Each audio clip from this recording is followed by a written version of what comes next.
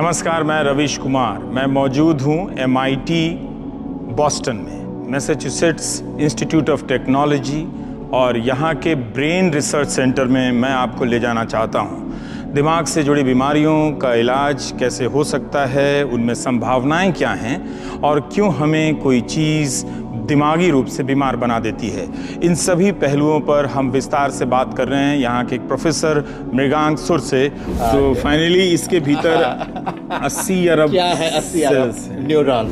जैसे मेरी पूरी ट्रेनिंग इलेक्ट्रिकल इंजीनियरिंग में है। अच्छा, मैं न्यूरोसाइंस कैसे कर रहा हूँ? MIT में हर छात्र को बायोलॉजी पढ़ना पड़ता है, फिजिक्स पढ़ना पड़ता है, केमिस्ट्री, मैथमेटिक्स और कंप्यूटर साइंस। बहुत अलग अलग देश के हमारे लैब में इस टाइम पे 9 देशों से है। विजन आँख से शुरू होती है मगर ब्रेन में क्रिएट। MIT का एंडाउमेंट जिसे कहते हैं करीब 20 या 25 बिलियन डॉलर है। तो इसमें तो एक राज्य का हार्वर्ड का 40 या 50 बिलियन है। और ये एक बहुत बड़ी गलती धारणा है। ये बहुत गलत है कि गवर्नमेंट नहीं सपोर्ट करेगी रिसर्च और रिसर्च अपने आप हो जाएगा, क्योंकि इंडस्ट्री हमेशा चाहती है कि हमें क्या मिल रहा है। ये मशीन कितने की होगी सर? ये मशीन है करीब $1 मिलियन। जैसे कई तरह के सिंड्रोम होते हैं, पर एक ऑटिज्म की बात कर लेते हैं। उस दिशा में क्या आप लोगों के पास कोई कुछ ऐसी प्रगति दिखती है? उसके लिए होप है। उसके लिए होप है। One day we will solve them. और काफ़ी अच्छी बातचीत है। इसे आप YouTube channel Ravish Kumar official पर ज़रूर देखिए। अनुभव है, उसकी छाप है यहाँ पे। थोड़ी सी छाप है, थोड़ी सी है, काफ़ी छाप है, क्योंकि ये आंगन जिस तरह से उन्होंने बनाया है, और यहाँ पे छज्जे हैं और सोचिए। और उनकी ये एक उनकी सिग्नेचर है। उनके 3-4 बिल्डिंग में उन्होंने ऐसे एक स्क्वायर बड़ी सी खिड़की जैसा एग्जैक्टली सिंबॉलिक खिड़की बना दी उन्होंने। और वो ऐसे बहुत ही सुंदर है। पर ये एक बहुत सुखद है कि यहाँ पढ़ते भी थे, पढ़े भी थे यहाँ, और पढ़ाया भी उन्होंने। Charles Korean. मगर उनकी कंपनी बहुत बड़ी कंपनी, आर्किटेक्चर कंपनी थी बॉम्बे में। तो उसी के साथ कॉन्ट्रैक्ट हुआ, मगर उन्होंने यहाँ के भी लोगों के साथ अच्छा करके बनवाया। और यहाँ पे ठंड बहुत होती है, तो जाड़े में तो यहाँ पूरा बर्फ हो जाता है। तो इसलिए ये शीशा एग्जैक्टली क्योंकि खुली बिल्डिंग तो बना नहीं सकते बॉस्टन में। तो उन्होंने ये सब इसकी आर्किटेक्चरल डिज़ाइन उन्होंने MIT के लोगों के साथ मिल के किया, क्योंकि ये ग्लास है मगर टेंशन होना चाहिए, मगर ये भी खुला होना चाहिए। तो किस तरीके से किया जाए। और ये जो पाइप देख रहे हैं आप, ये है क्योंकि ये पूरी बिल्डिंग न्यूरोसाइंस की है। न्यूरोसाइंस, हाँ। मैं डिपार्टमेंट का चेयरमैन हुआ करता था जब ये बिल्डिंग बनाई गई। तो हम लोगों ने ये तय किया कि ये 7वें मंजिल पे, हम 6ठे मंजिल पे हैं, 7वें मंजिल पे अब एनिमल्स रहते हैं, क्योंकि हमारी रिसर्च ब्रेन पे है। और ब्रेन तो ह्यूमंस की ब्रेन पे तो होता ही है, मगर यदि आप और भी देखना चाहें ब्रेन का स्ट्रक्चर, ब्रेन के न्यूरॉन्स कैसे काम करते हैं, और ब्रेन में क्या कनेक्शंस हैं न्यूरॉन्स के साथ, ये सब फंडामेंटल मैकेनिज्म्स हैं ब्रेन साइंस के। तो उसके लिए हमें जानवरों की ब्रेन्स की ज़रूरत है। और most important animal is mouse, क्योंकि माउस मॉडल सिस्टम्स हमें चाहिए, और माउस मॉडल सिस्टम्स बहुत ही इम्पॉर्टेंट बन गई हैं न्यूरोसाइंस के लिए, और मंकीज़ भी। तो इस सब के लिए हमें NIH से, MIT से परमिशन लेना पड़ता है, जस्टिफिकेशन करना पड़ता है, पेन, सफरिंग इत्यादि। मगर 7वां मंजिल पूरे एनिमल्स का है। अच्छा, तो उसमें तो यहाँ पे पाले गए हैं। हाँ, और ये एनिमल्स हम लाते हैं बाहर से, हम बनाते हैं, क्योंकि वो बनाते हैं क्या मतलब? हाँ, तो ये ऐसा है कि जैसे हम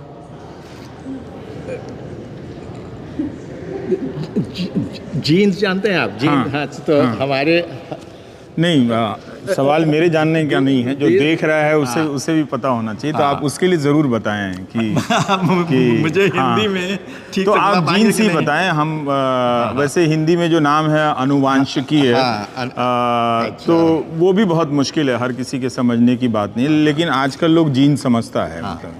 तो ह्यूमंस, माइस, monkeys, हाँ, all have about 20,000 genes. और हमारे जीनोम में ये जीन्स की कोड रहती है। और जीन्स के कोड के इन बितान रेगुलेटर रीजन्स रहते हैं, जैसे कि जीन्स बनाती हैं प्रोटीन्स से, जैसे कि हर सेल में, हमारे बदन में, ब्रेन में 80 बिलियन सेल्स हैं और पूरे बदन में ट्रिलियंस ऑफ सेल्स हैं।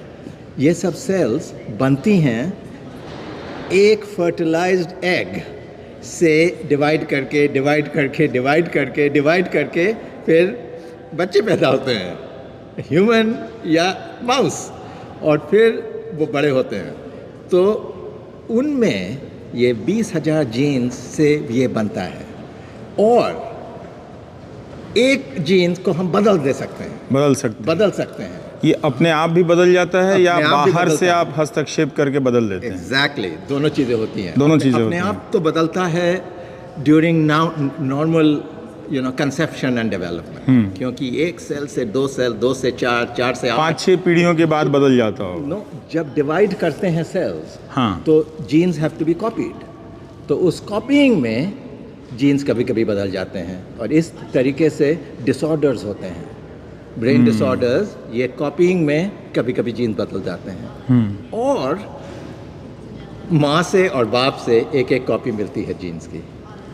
तो उनमें कभी कभी नेचर के हस्तक्षेप कर देते हैं, तो जीन्स में म्यूटेशन हो जाता है। और नेचर कैसे करता है? क्या किसी पौष्टिक चीज़ों की कमी कर देता है? जैसे आपने कहा कि प्रोटीन से बनता है, तो क्या कभी ऐसा हुआ कि पीछे की जनरेशन ने प्रोटीन का सेवन कम किया, तो हो सकता है कि आने वाली पीढ़ी में जीन बदल जाए? और जैसे हमारे न्यूरॉन्स हैं ब्रेन्स के, उनके फंक्शनिंग के लिए करीब 10,000 जीन्स चाहिए। 10,000 जीन्स चाहिए, क्योंकि न्यूरॉन्स में बहुत से प्रोटीन्स है, बहुत कॉम्प्लिकेटेड मशीनरी है एक सेल, और ये सेल कनेक्ट करता है दूसरे सेल्स के साथ, उसे न्यूरॉन्स कहते हैं। और इस तरीके से इंफॉर्मेशन आता है हमारे ब्रेन में, प्रोसेस होता है, और उसे हम कॉग्निशन कहते हैं। This is how the brain creates the mind. जो 10,000 जीन को रेगुलेट कर रहा है, उससे इंफॉर्मेशन ले रहा है, उसको इंफॉर्मेशन दे रहा है, ये कहलाता है कॉग्निशन। ये कहलाता है कॉग्निशन, हाँ। और 10,000 जीन्स बनाता है न्यूरॉन, और न्यूरॉन्स कनेक्ट करते हैं हजारों न्यूरॉन के साथ। प्रोफेसर मृगांक, आप जिस तरह से बता रहे हैं, विज्ञान के विषयों में बहुत कम लोग, हालांकि आप यहाँ दुनिया भर के छात्रों से आपका वास्ता पड़ता होगा, तो आपकी भाषा की ट्रेनिंग जाहिर सी बात है कि अंग्रेज़ी की ही होनी चाहिए, लेकिन आपके बताने में जो आनंद मैं महसूस कर रहा था वो बहुत मज़ा आया। और इसीलिए मुझे लगता है कि मेरे जो हिंदी के दर्शक हैं, उनके लिए बहुत बड़ी बात है कि MIT जो दुनिया की बड़ी टेक्नोलॉजी की यूनिवर्सिटी है, सेंटर है, वहाँ पे प्रोफेसर मृगांक जो हैं वो ब्रेन डेवलपमेंट सेंटर में काम करते हैं। अभी हम इनके सेंटर में प्रवेश भी नहीं कर पाए हैं, मगर बाहर इन्होंने बताना शुरू किया तो 2 चीज़ें बताई इन्होंने कि हम जिस इमारत में खड़े हैं, उस इमारत को बनाने वाले चार्ल्स कोरिया, जिनकी कल्पना साकार हुई है इस इमारत के रूप में, इनका संबंध भारत से रहा है। और ये तब कॉन्ट्रैक्ट मिला था चार्ल्स कोरिया को, उनकी कंपनी बॉम्बे में काम करती थी, तो MIT वालों को पता था कि बॉम्बे में कोई चार्ल्स कोरिया है, उनसे एक बिल्डिंग बनानी है। तो ये जो खुलापन उन्होंने दिया है, उसका एक फ़ायदा तो अभी आपने देखा कि इस जगह में कई साल, कई दशक के बाद भी जो एक खुलापन बना हुआ है, ये उसी का नतीजा, एक नतीजा ये है कि कोई प्रोफेसर आपसे अचानक मिलते हैं पहली बार, बस हम लोग अभी अभी तुरंत मिले हैं इस कैमरे के सामने, और वो अपने काम के बारे में इतना डूबकर बताना शुरू करते हैं। तो आपके लिए संदेश ये है कि आप जो भी काम कर रहे हैं उससे प्यार कीजिए, उसके बारे में जब आप बताएं, उसके बारे में जब आप सोचें तो ठीक उसी तरह से रस लें जैसे प्रोफेसर मृगांक ले रहे हैं। अब हम आपके सेंटर में चलना चाहेंगे। तो मैंने आपको ये बताना हाँ, शुरू किया हाँ, कि हम माउस चूहे हाँ, के साथ चूहे, काम करते हैं, हाँ, क्योंकि माउस की जेनेटिक्स हम बदल सकते हैं आसानी से। तो माउस को हम एक जीन म्यूटेशन या दूसरा जीन म्यूटेट कर सकते हैं, और उसी से सीखते हैं आप कि आदमी में बदल सकते हैं कि नहीं। एग्जैक्टली, क्योंकि हमें मालूम है कि आदमियों में जब दिमाग की होती है, जैसे न्यूरो डेवलपमेंटल डिसऑर्डर कहते हैं, हम ये जानकारी कर रहे हैं कि उसमें एक जीन या दूसरी जीन या 10 जीन कभी कभी म्यूटेंट हो जाती हैं। तो वो हम कैसे समझेंगे? आदमी के साथ बात कर सकते हैं, उनकी ब्रेन इमेजिंग कर सकते हैं, मगर उसके ज़्यादा तो नहीं देख सकते। मगर हम यदि माउस बना सकें जिसमें वही जीन म्यूटेंट है, वो हम यहाँ पे बनाते हैं और तो प्रोफेसर मुझे फिर हम उसकी स्टडी कर सकते हैं। हम ब्रेन के अंदर देख सकते हैं कैसे कनेक्शन बदल गए, दिमाग हमारा कैसे काम करता है। उसमें 80 अरब सेल्स हैं, कोशिकाएं हैं। हाँ, माउस में 50 मिलियन है, 50 मिलियन 1000। पर आप बताइए कि जीन्स वही हैं और बेसिक प्रिंसिपल्स वही हैं। मैं आपसे एक मज़ेदार सवाल पूछना चाहता हूँ कि इतने साल से आप ब्रेन का अध्ययन कर रहे हैं, क्या आपने 80 बिलियन सेल्स देखे हैं? उनका किसी भी तरीके से आप उन जगहों तक पहुँचे हैं, या कुछ ही सेल्स के विद्वान बनकर रह पाए? मुझे मालूम नहीं है कि मेरा ये सवाल वैज्ञानिक तरीके से सही है या नहीं, लेकिन कोई देख नहीं सकता। अच्छा, हम हाँ, करीब 100-150 साल से इंडिया में, यूरोप में ब्रेन की स्टडी होती आ रही है। और ब्रेन की स्टडी अलग अलग तरीके से होती है। पहली तो बस आप आदमी से बात कर सकते हैं, उनसे कह सकते हैं आप क्या देख रहे हैं, क्या नहीं देख रहे हैं, आपके दिमाग में क्या हो रहा है। ये तो वो एक तरीका है स्टडी करने का। मगर फिर पोस्टमार्टम ब्रेन को आप स्लाइस कर सकते हैं। अच्छा, आप उसकी स्टेनिंग कर सकते हैं, आप देख सकते हैं माइक्रोस्कोप में सही brain, different brain regions look different. What do the cells look like? Then you can study even further. You can go deep into the brain, particularly animal brains, and ask how do the brain cells work. And to do that, we need to use electrical properties. जैसे मेरी पूरी training electrical engineering में है। अच्छा, मैं neuroscience कैसे कर रहा हूँ? क्योंकि ब्रेन का पूरा फंक्शन इलेक्ट्रिसिटी के साथ है। अच्छा, ब्रेन जैसे आप हमें देख रहे हैं, आपके विजुअल कॉर्टेक्स में इलेक्ट्रिक फायरिंग हो रही है आपके मिलियंस ऑफ सेल्स की, और आपके ऑडिटरी कॉर्टेक्स में millions of cells are firing. From this firing your brain is creating cognition कि मैं आपके सामने खड़ा हूँ, आपके साथ बात कर रहा हूँ। आप तो इसके लिए इलेक्ट्रिकल इम्पल्सेस मेजर करनी पड़ती हैं, जिसमें इलेक्ट्रिकल इंजीनियर की बहुत ज़रूरत है। बहुत ज़रूरत तो है। पर हमें ये नहीं पता था कि इलेक्ट्रिकल इंजीनियरिंग की यहाँ ज़रूरत है। हाँ, और क्योंकि पूरी हमारी भाषा न्यूरोसाइंस की, क्योंकि जिस तरह से जो इंजीनियरिंग पढ़ने जाते हैं और वो कंप्यूटर साइंस में जाते हैं, और इलेक्ट्रिकल इंजीनियर को वो ये सोचते हैं कि बिजली विभाग की नौकरी है, वो हम नहीं करना चाहते हैं। मुझे लगता है कि उन सभी इंजीनियरिंग के छात्रों को आप या आपके जैसे अच्छे प्रोफेसर नहीं मिले हैं। अगर मिले होते तो वो कहते कि नहीं, हम कंप्यूटर साइंस की जगह इलेक्ट्रिकल इंजीनियरिंग में जाना चाहते हैं, क्योंकि हम फिर दिमाग के भीतर जो बिजली की रोशनी कौंध रही है, हम उसका जादू, उसका विज्ञान समझ पाते। तो वो तो 50 साल पहले हमने डिसाइड किया कि हम इलेक्ट्रिकल इंजीनियरिंग तो हमने पढ़ाई की, मगर हम बायोलॉजी करेंगे, हम ब्रेन की स्टडी करेंगे, क्योंकि यहाँ भी इलेक्ट्रिकल इम्पल्सेस होती हैं, इंफॉर्मेशन की कोडिंग होती है, डी कोडिंग होती है, कम्युनिकेशन होती है। ये सब इंजीनियरिंग के कॉन्सेप्ट्स हैं।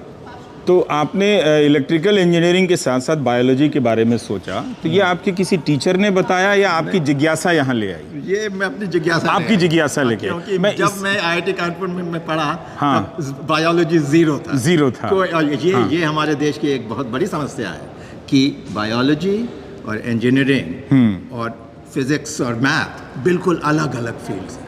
अब थोड़ी थोड़ी पास आ रही हैं, मगर ये आपके MIT में ये सब नहीं है? MIT में हर छात्र को बायोलॉजी पढ़ना पड़ता है, फिजिक्स पढ़ना पड़ता है, केमिस्ट्री, मैथमेटिक्स और कंप्यूटर साइंस, तब जाकर वो कंप्यूटर साइंस में इंजीनियर बनता है। लेकिन ये सब कोई भी डिग्री हो, कोई भी डिग्री, चाहे पॉलिटिकल साइंस की क्यों ना डिग्री हो, उसे क्या इसके पीछे सोच क्या है कि आप जब इंजीनियर बने तो सिर्फ एक तरह से पुर्जों को जोड़ने वाला इंजीनियर ना बने, बल्कि समाज को समझने और उसकी ज़रूरत के हिसाब से शोध करने वाला या चीज़ें डिज़ाइन करने वाला इंजीनियर बने? साइंस के बारे में ब्रॉड जानकारी हो और दुनिया के बारे में, इवन सोशल साइंस, MIT का हर छात्र 8 सोशल साइंस के कोर्स करने पड़ते हैं। 8 सेमेस्टर में, 4 साल 2 semesters per year, 8 semesters, 1 humanities और सोशल साइंस कोर्स। तो वो साइड का सब्जेक्ट है, जैसे हमारे यहाँ होते हैं कि आप कुंजी की किताब पढ़ लिए, गाइड बुक पढ़ लिए? नहीं, वो सब्सिडियरी टाइप से नहीं है, मतलब सीरियसली सीरियस सब्जेक्ट्स हैं। और of course in your own subject, जैसे कंप्यूटर साइंस पढ़ना चाहते हैं तो उसमें 10, 12, 13 सब्जेक्ट लेने पड़ेंगे आपको। प्रोफेसर मृगांक, मैं ये सारी बातचीत अपने YouTube चैनल पे डालने वाला हूँ, ताकि जो छात्र हैं, कई बार मुझे लगता है ऐसा कि इस जगह पे जो लोग, बहुत कम लोग पहुँचते हैं, पर मैं चाहता हूँ कि वो सपना ज़रूर देखें। और उससे मैं यही सोच कर आया था, पर अब मुझे लगता है कि वो आपकी तरह जिज्ञासा ज़रूर पालें और उसमें आनंद लें, जिस तरह से आप आनंद लेकर बता रहे हैं कि आप इलेक्ट्रिकल इंजीनियर, तब आपके समय में भी लोग कहते होंगे बिजली विभाग में इंजीनियर, एग्जीक्यूटिव इंजीनियर बनेगा। मेरे बड़े भाई इलेक्ट्रिकल इंजीनियरिंग पढ़ के वो बिजली विभाग में काम किए। लेकिन ये कितना इम्पोर्टेंट सब्जेक्ट है, हाँ, कितना इम्पोर्टेंट सब्जेक्ट है। आज आपसे बात करके लग रहा है कि आप इलेक्ट्रिकल इंजीनियरिंग पढ़ने के बाद दूसरे किसी विषय को पढ़ लें और उसमें पता नहीं क्या कमाल कर सकते हैं। एग्जैक्टली, क्योंकि साइंटिस्ट के लिए ब्रॉड जानकारी बहुत ज़रूरी है, क्योंकि एक फील्ड से दूसरे फील्ड में आप क्रिएटिविटी, नॉलेज, इंक्विजिटिवनेस ला सकते हैं। जी, बहुत ही पर ये जो ब्रेन की हम बात कर रहे हैं, अब हम प्रोफेसर मृगांक सूर के ब्रेन डेवलपमेंट सेंटर में जा रहे हैं, जहाँ आप कितने साल से ब्रेन रिसर्च, हाँ, तो कितने साल से आप यहाँ काम कर रहे हैं? मैं 37 साल से। 37 साल से। तो ये ऐसा मौका आपको मिलेगा नहीं कि MIT के भीतर कोई आपकी ज़ुबान में, मादर ज़ुबान में इतनी बेहतरीन तरीके से बता रहे हैं। तो पर आप ब्रेन की जितनी कोशिकाओं को जानते हैं, उससे कहीं ज़्यादा आप नहीं भी जानते हैं, हाँ, नहीं भी जानते हैं। पर आपने एक बात कही कि चूहों में आप ये देखते हैं कि आप म्यूटेट कर पाते हैं कि नहीं। एग्जैक्टली। तो वो सीखने के बाद क्या इस टेक्नोलॉजी से आप आदमी में जो बीमारियां होती हैं ब्रेन से रिलेटेड, क्या वहाँ फिर अपनाया जाता है कि हम म्यूटेट करके ठीक कर पाते हैं? नहीं, म्यूटेट करके नहीं, हाँ, मगर हम समझ सकते हैं कि म्यूटेशन से होता क्या है। अच्छा, ब्रेन में कौन सी प्रोटीन नहीं बन पा रही है, या किस तरीके से ब्रेन फंक्शन, न्यूरॉन्स के कनेक्शन सही नहीं हो पा रहे हैं। ये हमारा लैब है दोनों ओर। अच्छा। और ये यहाँ पे लैब के इक्विपमेंट हैं, यहाँ पे लोग बैठते हैं, हमारे स्टूडेंट्स, पोस्ट डॉक्टरल फेलोज। ये यहाँ इतना अच्छा कमरा है आपका। ये तो ये क्या हम दिखा सकते हैं? इजाज़त है। और आपका इक्विपमेंट हम देखना चाहेंगे कि पर आपके जो छात्र हैं, इन तस्वीरों से देख के लगता है कि ये सब अलग अलग देश के हैं, नहीं? बहुत अलग अलग देश के हैं। हमारे लैब में इस टाइम पे 9 देशों से 9 देशों से हैं लोग, और कभी कभी तो 11-12 देशों से भी हो सकते हैं, क्योंकि इंटरनेशनल है हमारी लैब। ग्रेजुएट स्टूडेंट्स, PhD स्टूडेंट्स आते हैं बहुत देशों से। फिर हमारे लिए PhD इज़ नॉट इनफ, क्योंकि the work is very specialised. अच्छा। सो पोस्ट डॉक्टरल फेलोज हैं हमारे लैब में। ओह। पीएचडी के बाद भी, तो जैसे बीटेक किया या बीएस किया, उसके बाद 4 साल 5 साल 6 साल की पीएचडी, उसके बाद पोस्ट डॉक्टरल। तो इतनी ट्रेनिंग ज़रूरत है करने की, मतलब पढ़ाई के स्तर पे ही 10-15 साल लग जाते हैं। एब्सोल्युटली। जितना मेडिकल में लोग एमडी करते हैं, उससे 5 साल, उससे भी ज़्यादा यहाँ। MD plus residency plus fellowship जो ट्रेनिंग होती है हमारे लगभग फील्ड वहाँ में, लग क्योंकि जैसे जैसे हमारी फील्ड आगे बढ़ती जा रही है तो मोर स्पेशलाइज्ड ट्रेनिंग की ज़रूरत है। ये एक प्रॉब्लम है फ्रैंकली, क्योंकि for a young person to be 30-35 before they get their first independent position, it is very long, it is too long, बहुत समय लग जाता है। बहुत समय लग जाता है। So it's ये बड़ी प्रॉब्लम है। पर ये तो हमारे लैब की फोटोग्राफ है हमारे। हाँ। I turned 70 पर this year, so there was a party. ये So अच्छा, आपके 70 people साल put it together. चलिए, हम भी Going आपको back अपने दर्शकों की तरफ से 15, आपके 20 स्टूडेंट्स years। आपको कितना प्यार करते हैं ये पता चल रहा है कि आपने लोग हमारे घर आते हैं, आभा उन्हें खिलाती है। हाँ, पर अलग अलग देशों के जब छात्रों से आपका इंटरेक्शन होता है तो आप एक टीचर और स्टूडेंट के बीच में एक रिलेशन बनता है। बिल्कुल बिल्कुल। और ये हम अपने स्टूडेंट हमारे लैब में 4-5 साल से हैं, तो वो बिल्कुल हमारे फैमिली की तरह है। फैमिली की तरह, चाहे वो किसी भी देश को। क्या है किसी भी देश में। Of course I make no distinction between, I myself I am from another country. यहाँ पे आप खुद अलग देश के हैं। हम भी अलग देश। आपका उससे लगाव है, किस देश का है? No problem. उससे कभी आपको लगता नहीं, कभी झुकाव नहीं होता है? कभी नहीं। जैसे हमारे लैब में इस टाइम पे चाइना से हैं, स्वीडन से हैं, जापान से हैं, ऑफ कोर्स इंडिया से हैं, और अभी टर्की से थे। सो बहुत देशों से, अभी कोरिया से हैं। बहुत मुश्किल होता जापान, होगा यहाँ पहुँचने चाइना। में, हर कोई तो पहुँच नहीं सकता आपके पास। सेलेक्टिव है बहुत हमारी एडमिशन्स प्रोसेस, तो इसीलिए बहुत कम लोगों को हम लेते हैं। बहुत लोग अप्लाई करते हैं पीएचडी के लिए हमारे प्रोग्राम में, मगर हम थोड़े ही से लोगों को ले सकते हैं हमारे डिपार्टमेंट। मैं लैब का कुछ सामान देखना चाहता हूँ। ज़रूर। हाँ। फिर मैं वहाँ पे थोड़ा बात करूँगा आपसे थोड़ी कि इस वक्त जो ब्रेन से रिलेटेड जो चुनौतियाँ हैं, बीमारियाँ हैं, कई बार हम लोगों से भी लोग संपर्क करते हैं, पर हमें उसका जवाब नहीं मालूम होता है। पहले उन्होंने हमें आपको ऑनरेरी पीएचडी दी। अच्छा। Honorary doctorate of science, so that हमारी पीएचडी तो वैंडरबिल्ट यूनिवर्सिटी से है। हाँ। मगर that was one of the important things. और ये है आपका ब्रेन। हम सभी का ब्रेन। हाँ, हम सभी का ब्रेन है। हाँ, जिसको आपने ये हम पढ़ाने के लिए इस्तेमाल करते हैं। अच्छा। और ये हम जाते हैं यहाँ पे कमेंसमेंट के लिए, तो ये आपको कैप है। तो फाइनली इसके भीतर 80 अरब क्या है? 80 अरब न्यूरॉन्स हैं। न्यूरॉन। उसको हम किस तरीके से वो काम करते हैं, किसके साथ मिले जुड़े हैं, किस तरीके से वो इनपुट को आउटपुट में बदलते हैं। क्योंकि जैसे आप सोचिए विजन के बारे में, और हमने विजन की काफ़ी स्टडी की है। जो आप देख रहे हैं, आपकी आंखें आपको ब्रेन को क्या बतलाती हैं? खाली पिक्सल्स। जैसे कैमरा के पीछे जो पिक्सल्स हैं कार्ड में, उस पिक्सल्स में कोई ऑब्जेक्ट्स का इंफॉर्मेशन है, मगर क्या है वो आपकी ब्रेन क्रिएट करती है। सो उन पिक्सल्स पहुंचती है आपके ब्रेन में पीछे, यहाँ पे न्यूरॉन्स को वो इंफॉर्मेशन मिलता है, तो वो उससे वो एक्सट्रैक्ट करती हैं, समझती हैं कि दुनिया में लाइट कहाँ है, डार्क कहाँ है, एजेस कहाँ हैं, ऑब्जेक्ट्स कहाँ हैं। इस तरीके से विजन बनता है हमारे ब्रेन में। और हम जानते हैं इसलिए कि यदि किसी तरह से जैसे एक्सीडेंट हो गया किसी को, तो ब्रेन में यदि डैमेज हो गया तो वो काफ़ी चीज़ देख सकते हैं और काफ़ी चीज़ नहीं देखते। अच्छा। और उनकी आंखें बिल्कुल सही हैं।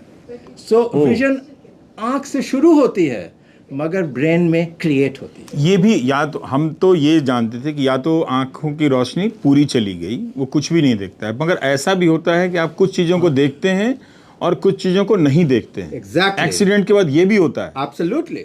इनफैक्ट एक्सीडेंट यहाँ पे एक एरिया है जहाँ पे एक्सीडेंट हो जाए तो आप फेस नहीं समझ सकते हैं और बाकी चीज़ें देखते हैं, गाड़ी देख सकते हैं, मगर कौन है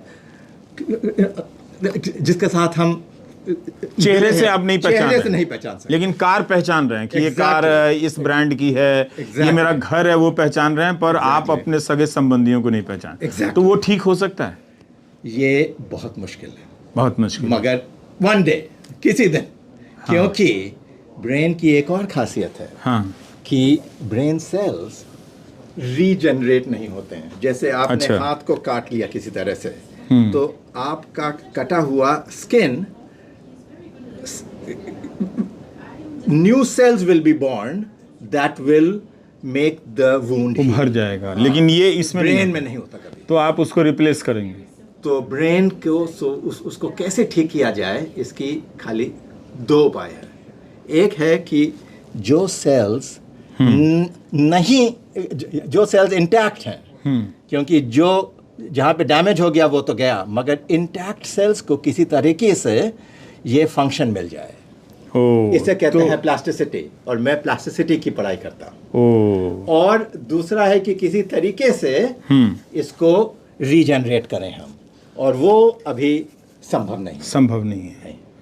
और इसी बहाने हमने अपने आपसे बात करने के बहाने हमने MIT के एक प्रोफेसर का कमरा अपने दर्शकों को दिखा दिया कि कितना शानदार कमरा है। ऐसे कमरे अब भारत के विश्वविद्यालयों में भी होते हैं, पर और अच्छे प्रोफेसर भी होते हैं, ऐसी बात नहीं है, मगर ज़्यादातर जगहों में नहीं होते हैं। तब जो नहीं होने वालों की संख्या है वो बहुत ज़्यादा है। तो कई बार लगता है कि यहीं पे ज्ञान का अंतर, जो नॉलेज गैप है, यूनिवर्सिटी क्रिएट कर देती है। और उसमें जो लोग इस कुर्सी पे बैठते हैं वो भी उसमें भागीदार होते हैं कि उस पद पर बैठ के एक नॉलेज का गैप, ज्ञान का अंतर बना देते हैं। और सही बात तो ये है कि MIT बहुत ही रिच यूनिवर्सिटी है, बहुत पैसा है इसके पास। MIT के पास, MIT कितना पैसा है? MIT का एंडाउमेंट जिसे कहते हैं करीब 20 या 25 बिलियन डॉलर है। तो इसमें तो एक राज्य का, हार्वर्ड का 40 या 50 बिलियन है। तो इतनी बिलियन डॉलर्स को ये इन्वेस्ट करते हैं, और उसकी इनकम से MIT प्लस ट्यूशन प्लस हम रिसर्च फंडिंग लाते हैं, तो वो रिसर्च फंडिंग का ओवरहेड लेते हैं MIT। तो हमारी रिसर्च चलती है NIH की ग्रांट से। तो ये जो कंपनियां आपको रिसर्च का जो ग्रांट देती हैं, कंपनी नहीं, ये usually national institute of health, government देती है, सरकार देती है। लेकिन सरकार देती है आसानी से। अगर आपको आज 40 करोड़ जरूरत पड़ जाए किसी चीज पे रिसर्च, कॉम्पिटिटिव हमें अप्लाई करना पड़ता है, उसकी रिव्यू होगी, कंपटीशन के बाद हमें देगी। मान लीजिए रिजल्ट नहीं निकला, नहीं, रिजल्ट पे नहीं डिपेंड करता है यूजुअली। हमारी हम बहुत ही फंडामेंटल साइंस पे काम करते हैं, बेसिक साइंस। तो हमारे लिए ये दिखाना ज़रूरी है कि कितनी आइडियाज़ नॉवेल है, new ideas and new technologies, new techniques, so that we will say we are likely to make so and so discovery. उस पे आपको पैसा मिल जाता है, इतना पैसा। एग्जैक्टली। मगर मोर अप्लाइड रिसर्च, जैसे you want to make something, you want to make a chip और you want to make some device, उसके लिए कंपनी देती है ज़्यादा। मगर बेसिक साइंस के लिए, और ये एक बहुत बड़ी सीक्रेट है, वो बता दीजिए। America cannot survive without government funding. Government funding of research is at the heart of America. पर हमारी धारणा ये है कि जो आप लोग रिसर्च करते हैं वो प्राइवेट फंडिंग के भरोसे है, क्योंकि भारत में इसी पे जोर दिया जाता है कि अगर आप रिसर्च कर रहे हैं तो प्राइवेट फंडिंग लाएं, और आप कह रहे हैं कि सारी आपकी फंडिंग सरकार से चलती है। हमारी 90% of funding for basic science, और ये आज तक नहीं बदला, और सरकार देती है फंडिंग हमारी रिसर्च के लिए और हमारी यूनिवर्सिटी को, जिससे कि बिजली रहे, पानी रहे, और हमारा कमरा साफ रहे, और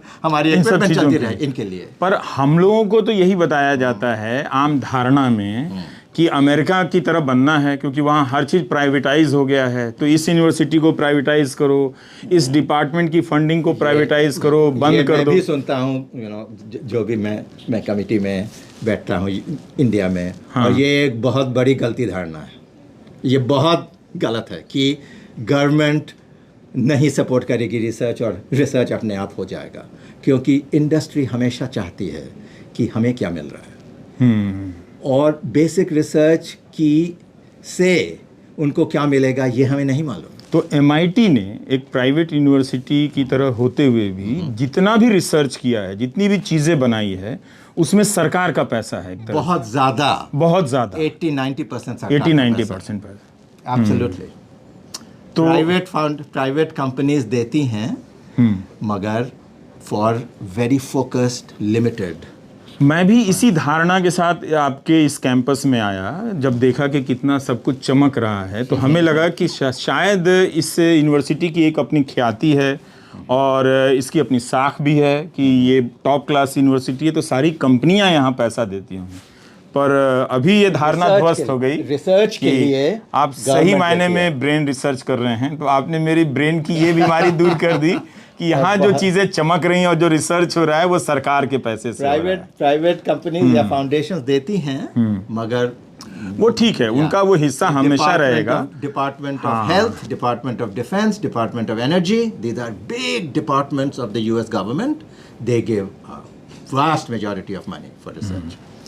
तरीके से हम अपनी कहानी, इनकी कहानी बतला सकते हैं। तो ये cognitive flexibility is very crucial, हम में है मगर हर जानवर में है, क्योंकि वो अपने अपने निश में फ्लेक्सिबल होते हैं। अच्छा, क्योंकि जैसे चूहा है, mouse is flexible in terms of finding food, in terms of avoiding prey, in terms of mating, in terms of whatever it does. तो हम एक चूहे को हम ट्रेन करते हैं to show cognitive flexibility on a task जिसे कहते हैं, और फिर हम इसके दिमाग में इलेक्ट्रोड्स डाल के या इलेक्ट्रोफिजियोलॉजी करके हम स्टडी करते हैं कि इसकी ब्रेन किस तरीके से इस प्रॉब्लम, इस टास्क को सॉल्व करती है। मैं एक राजनीतिक सवाल पूछूं? जरूर पूछिए। कई बार लोग कहते हैं कि फलां राजनेता अपने भाषण से बहुत सारे वीडियो या क्रियाकलाप से, मतलब एक्टिविटीज़ से, योजनाओं से लोगों को कैप्टिव बना लेता है।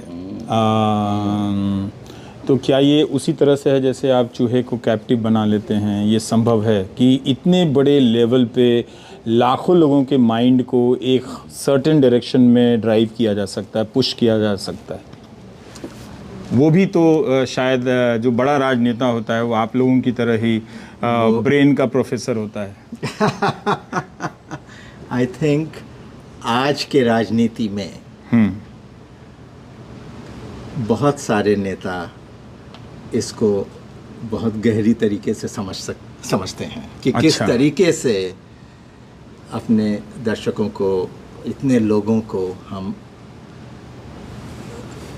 प्रभावित करेंगे या वो हमें बिलीव करेंगे जो हम कह रहे हैं।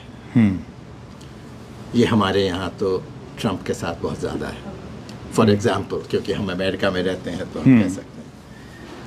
तो इसकी क्या मैकेनिज्म है ये हम अभी नहीं बतला सकते, मगर ब्रेन की ये ब्रेन की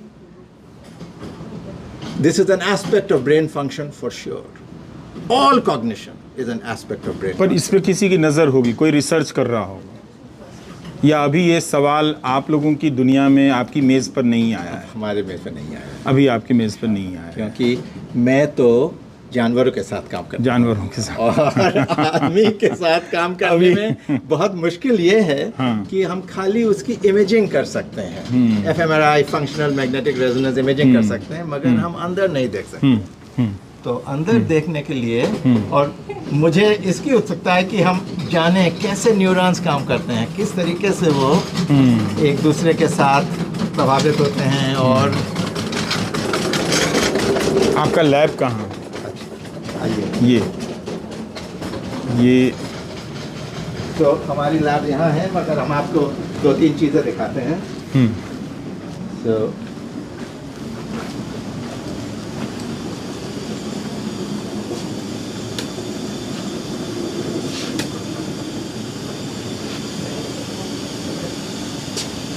So, यहाँ पे हाँ, इसे हम 2 फोटोन माइक्रोस्कोप कहते हैं। अच्छा इस माइक्रोस्कोप से हम हाँ। ब्रेन के अंदर देख सकते हैं, अच्छा और ब्रेन को उसके लिए हमें ब्रेन को एक्सपोज करना पड़ता है, और फिर हम चूहे को यहाँ पे फिक्स करते हैं।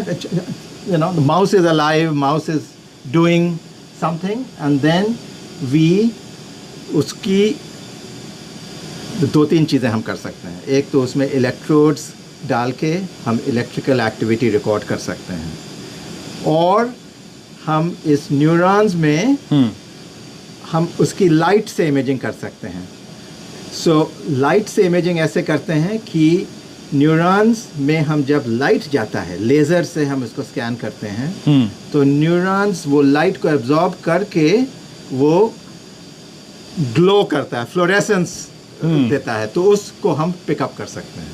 पर उस तरीके से हम थाउजेंड्स ऑफ न्यूरॉन्स हम इस तरीके से उसकी इमेजिंग कर सकते हैं। अब मैं आता हूँ एक बहुत ज़रूरी सवाल पे कि कई लोग हम तक भी आते हैं कि उनका बच्चा किसी न किसी तरीके के सिंड्रोम का शिकार है। बिल्कुल। जैसे कई तरह के सिंड्रोम होते हैं, पर एक ऑटिज़म की बात कर लेते हैं। तो एक तो उसका इलाज बहुत महंगा हो जाता है, माँ जो घर परिवार हैं वो बर्बाद हो जाता है पूरी तरीके से। पर उस दिशा में क्या आप लोगों के पास कोई कुछ ऐसी प्रगति दिखती है कि बहुत सारे माँ बाप यहाँ की भी तरफ देखते होंगे, भारत के वैज्ञानिकों की तरफ भी देखते होंगे कि काश उनके रिसर्च से कुछ ऐसा निकले जिससे उनकी ये पीड़ा दूर हो? Very good question. We are making slow progress. For example, जैसे आपने ऑटिज्म की बात की, सो ऑटिज्म क्योंकि हमारे बच्चों में होता है, तो genetic mutations are responsible for vast majority of autism. क्योंकि not too much life has happened. So when something happens in a child, there is something wrong in the way that child was made. And that means there is something wrong in the genes. So we have begun to understand some of these genes. The issue is how do we study what they do. So we can make mice. And we can induce mutations in mouse. And then we can study using these techniques. तो वो चूहा भी उसी तरह से बर्ताव करता है जैसे कुछ तरीके से। कुछ तरीके से। चूहा तो बहुत ही छोटा ब्रेन है, मगर काफी म्यूटेशंस में यू कैन सी कि पैरेलल्स हैं। तो जैसे हमारी लैब ने एक सिंड्रोम है, रेट सिंड्रोम, बहुत ही डेबिलिटेटिंग सिंड्रोम है। तो रेट सिंड्रोम को हम स्टडी करते हैं माउस में, क्योंकि उसकी एक म्यूटेशन होती है MECP2 करके एक जीन होता है। तो MECP2 जीन की हम म्यूटेशन करते हैं, और फिर हमने स्टडी की और हमने डिस्कवर किया कि जब ये म्यूटेशन होता है तो न्यूरॉन्स में एक प्रोटीन बहुत कम हो जाता है और कनेक्शंस बहुत वीक हो जाती हैं न्यूरॉन्स के साथ। तो उसको हम बढ़ा सकते हैं एक दूसरा मॉलिक्यूल देके। तो वो मॉलिक्यूल हमने प्रपोज किया था 14 साल पहले। वो अभी इस साल एक कंपनी ने उसकी फ़ेज़ 1, फ़ेज़ 2, फ़ेज़ 3 ट्रायल्स की, क्योंकि यहाँ पे मेडिसिन अप्रूवल के लिए ये सब ट्रायल्स करने पड़ते हैं। ज़रूरी है। तब भी यहाँ 14 साल लगा। 14 साल लगा। उसकी ट्रायल्स होके ये पहली मेडिसिन है जो कि अप्रूव हुई है फॉर अ ब्रेन डिसऑर्डर। तो और ये रेट सिंड्रोम के लिए, रेट सिंड्रोम के बच्चे को अगर दिया जाए तो थोड़ा सुधार हो सकता है। एग्जैक्टली, थोड़ा सुधार। क्या पहले से जाना जा सकता है कि बच्चा पैदा होने से पहले कि पति पत्नी के बीच में कोई जेनेटिक गड़बड़ी तो नहीं है? क्या यहाँ पर इस तरह का रिसर्च या टेस्ट लोग पहले कराते हैं, भारत में लोग अनजान रह जाते हैं? दूसरा सवाल कि क्या ये बहुत जटिल और बहुत महंगा टेस्ट होता है? तो ज़्यादातर अभी टेस्ट के लिए अप्रूवल नहीं है।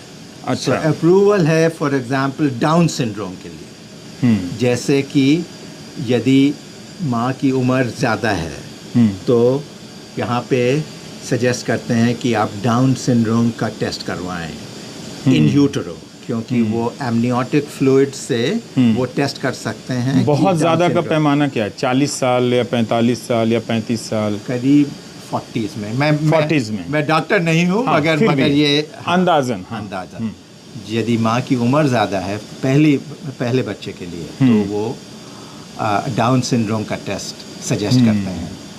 ज़्यादातर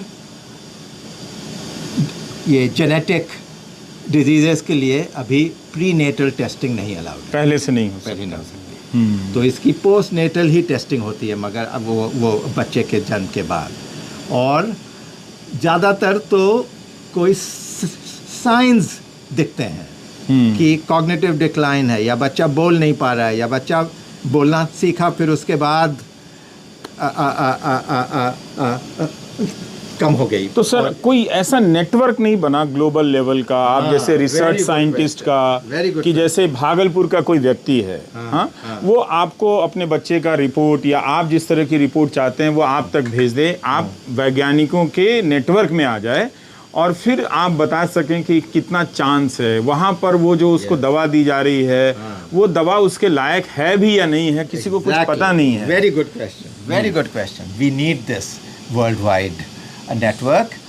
India is a part of a different network, जैसे कि जीन डिस्कवरी नेटवर्क, जैसे कि national institute of mental health and neurosciences है, निमहांस है बेंगलोर में, या AIIMS है।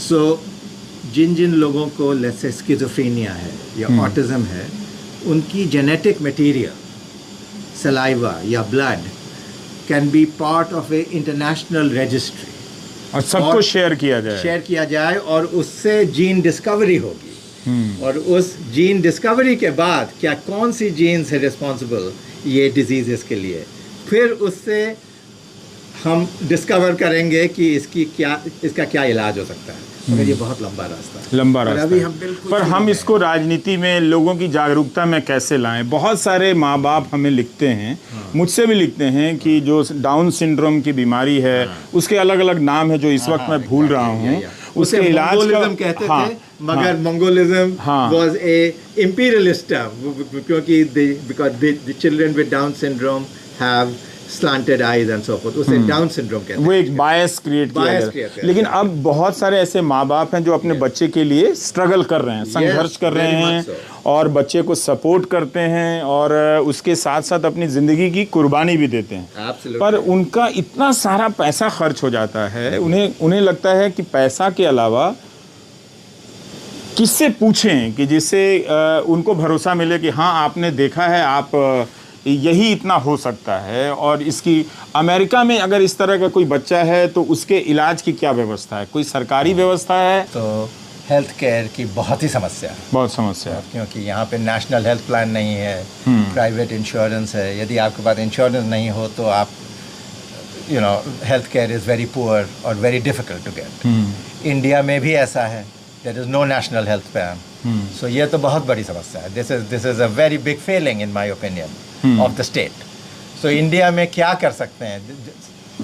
What I can suggest is कि go to a biggest center near where you live. जहाँ पे रहते हैं उसके पास, यदि बैंगलोर में रहते हैं बैंगलोर के पास, तो बस कुछ ही सेंटर्स हैं जहाँ बहुत पैसा लगता है उनके इलाज में, जाने में। जो उनके ट्रेनर होते हैं उनका भी बहुत पैसा लगता है, और एक माँ बाप टूट जाते हैं। तो कुछ ऐसा रास्ता इसमें, चूँकि आप लोग सोशल साइंस भी पढ़ते हैं MIT वाले, तो कोई रास्ता निकलता नहीं दिखता। इसके लिए तो बहुत बड़ी नेशनल एजेंडा होना चाहिए ना। और ब्रेन डिसऑर्डर्स ही क्या, हर डिसऑर्डर के लिए ब्रेन डिसऑर्डर्स तो पर ये जो मान लेते होती है या later in life, Parkinson's, Alzheimer's, not to mention cancer, heart disease, हर चीज में। पर हम मान लेते हैं कि ब्रेन में कुछ डिसऑर्डर है तो ठीक ही नहीं होगा, क्या ऐसा ये बात सही है? नहीं, ये बात सही नहीं। ये बात सही नहीं है। ब्रेन डिसऑर्डर्स ठीक हो जाते हैं। Social climate, social context matters, और an understanding of the social, understanding on the part of the society matters. You know, many things matter. Many things matter. Brain disorders in many ways. At least certain brain disorders, like depression, like schizophrenia, like anxiety, these are in many ways as much social as they are biological. और मैं biologist हूँ. तो आप उसी angle से बताइए. So हमारी field की टेंडेंसी है कि हम हर चीज को मेडिकलाइज कर दें. वो भी ठीक नहीं है, आप ये कह रहे हैं. वो भी ठीक नहीं है. हाँ, क्योंकि बहुत सारी दिमाग की बीमारियाँ होती हैं.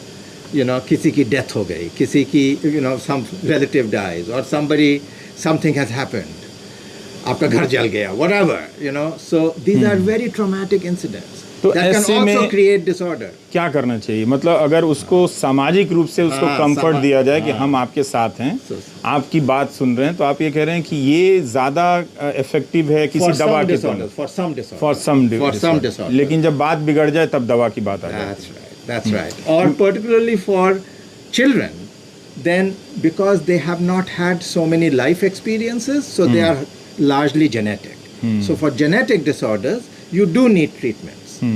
Particularly for ये आजकल severe जो genetic स्क्रीन का जो इफेक्ट आता है, जो एडिक्शन आता है, अब ये आपके ही क्षेत्र में एक नई तरह की चुनौती लेकर आ रहा होगा कि इसकी भी कोई टैबलेट लानी पड़ेगी क्या, कि आप दिन भर बच्चे को मोबाइल से और या उसको वीडियो गेम के नशे से दूर रखें. नहीं, ये this is a good example where I think the social context is very important.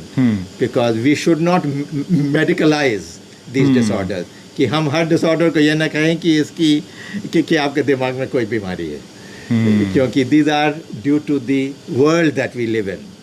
Due to the social context we live in. For a poor person, not having a job, not having a daily, living day to day is a source of great anxiety. घर नहीं है, खाने का नहीं है, बच्चों को कैसे खिलाएंगे?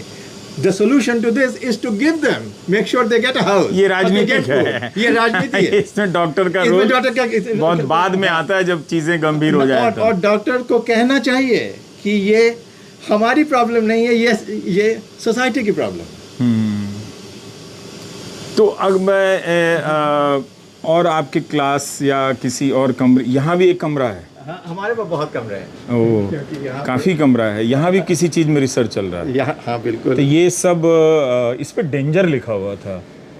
ये ऐसा है. हाँ, हमारे यहाँ पे हम इसको कभी हाँ. तो ये हम लेजर्स यूज करते हैं. अच्छा. क्योंकि लेजर से हम यहाँ पे ब्रेन होता है चूहे का, यहाँ पे ऑब्जेक्टिव होता है, और उससे लेजर से हम स्कैनिंग करते हैं ब्रेन की, और उस तरीके से हम मालूम करते हैं कि एक्टिविटी क्या है ब्रेन. ये मशीन कितने की होगी सर? ये मशीन है करीब $1 million. $1 million की है. इसमें माइक्रोस्कोप है, लेजर्स हैं और कंप्यूटर्स हैं, और इसमें तो इस तरह की मशीन भारत के किसी यूनिवर्सिटी में होगी जहाँ पे लोग रिसर्च कर रहे होंगे? कुछ है. यूनिवर्सिटी में है या हॉस्पिटल जैसी जगह? नहीं, ये होगी रिसर्च सेंटर्स में. यूनिवर्सिटी में भारत में एक बहुत बड़ी प्रॉब्लम है जो कि अमेरिका से सीखना चाहिए उनको, कि रिसर्च उन्होंने रिसर्च सेंटर में कर दिए हैं और यूनिवर्सिटीज़ खाली पढ़ाने के लिए हैं.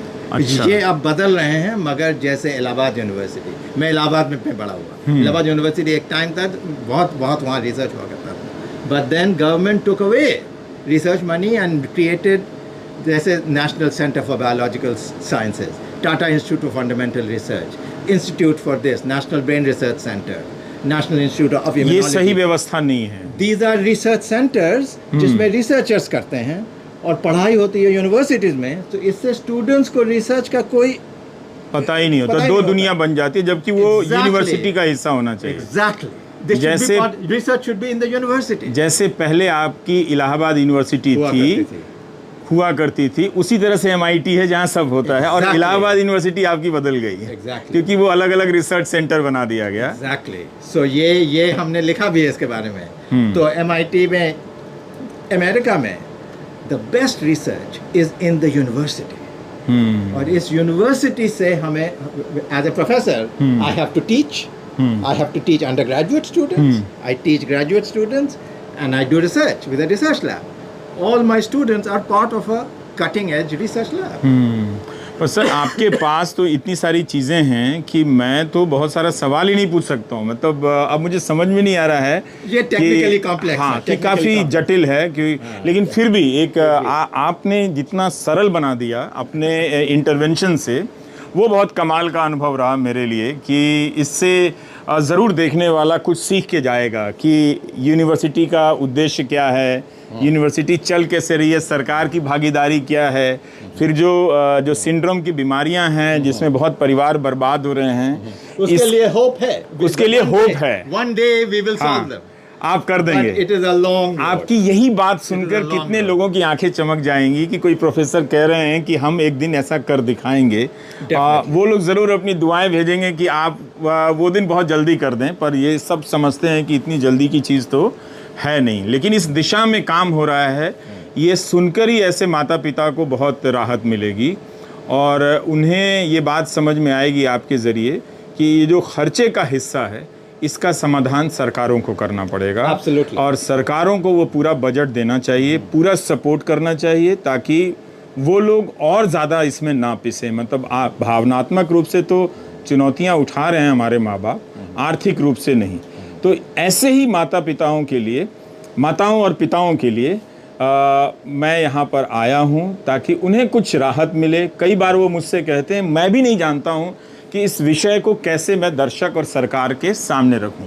तो एक तरह से आज ये हमारी कोशिश थी कि जो दिमाग में 10 तरह की जो के बदलाव होते हैं उसके बारे में हम उनसे बात करें जो पिछले 40 साल से उस पर शोध कर रहे हैं, प्रोफेसर मृगांक सुर, और उसी के साथ साथ हम पत्रकार होने का ये दायित्व भी पूरा करें कि आपको एक ऐसी जगह पर ले जाएं जहां आप उम्मीद की एक रोशनी देख सकते हैं।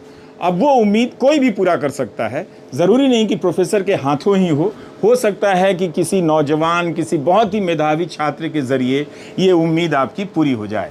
तो MIT के इस ब्रेन रिसर्च सेंटर से मैं विदा लेना चाहता हूँ। आपका वक्त बहुत कीमती है, मैं समझ रहा हूँ। 9, 10, 11, 12 देशों के छात्र आपका इंतज़ार कर रहे हैं और मैंने ठीक ठाक घंटा 2 घंटा आपका ले लिया, पर कोई बात नहीं, आपने रवीश कुमार ऑफिशियल के दर्शकों के लिए इतना वक्त निकाला, ये वक्त बेकार नहीं जाएगा sir. Thank you very much. Thank you.